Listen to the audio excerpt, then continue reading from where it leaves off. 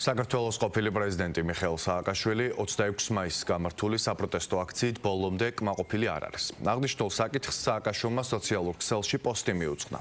საპროტესტო მსვლელობამ მაინც დამიტოვა უკმარისობის განცდა. არ გაეცა პასუხი მთავარ კითხვას, რა არის შემდეგი ნაბიჯები. ვეძებთ რევოლუციური ჯავშან მანქანის ინჟინრებს, დაწერა სოციალურ ქსელში მიხეილ სააკაშვილმა. მისგან განსხვავებით 9 პოლიტიკური ძალისგან შემდგარი ერთობის ლიდერთა დიდი ნაწილი შეკრების მასშტაბით კმაყოფილია და ახალ კამპანიას იწყებს სლოგანით საქართველო იმსახურებს უკეთესს, რაც მოქალაქეებთან შეხვედრებს და აქციებს გულისხმობს. ალიანსის გარეთ მყოფი ოპოზიციური პარტიები კი მიიჩნევენ, რომ საპროტესტო აქციამ ნათლად წარმოაჩინა, რომ ქუჩის პოლიტიკას მომავალი არ აქვს. რაც შეეხება მმართველ ძალას, ქართული ოცნება ოპოზიციის მიმართ საზოგადოების მხარდაჭერის ნაკლებობაზე ამახვილებს ყურადღებას.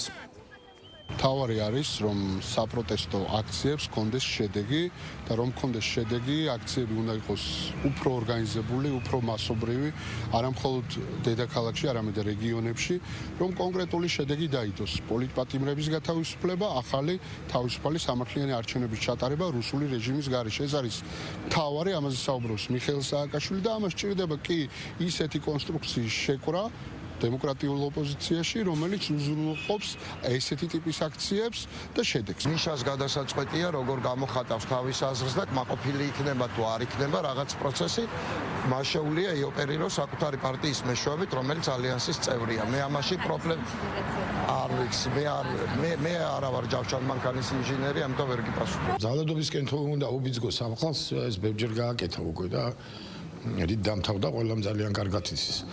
ახლა რა რევოლუციურ სცენარზეა ლაპარაკი. სახელმწიფო ნებისმიერ შეკრებას შეუწყობს ხელს, რომელიც კანონის ფარგლებს არ გაცილდება. არ შეიძლება ამ ახალგაზრდებს უბიძგო დანაშაულისკენ და მე შორიდან უყურო, როგორ გაასამართლებენ მათ.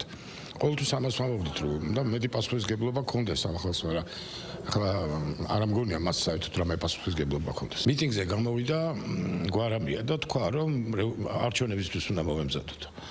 ახლა გამოდის ეს და ამბობს, რომ რევოლუცია უნდა მოვახდინოთ. მესამე გამოვა და კიდე რაღაცა სიტყვის.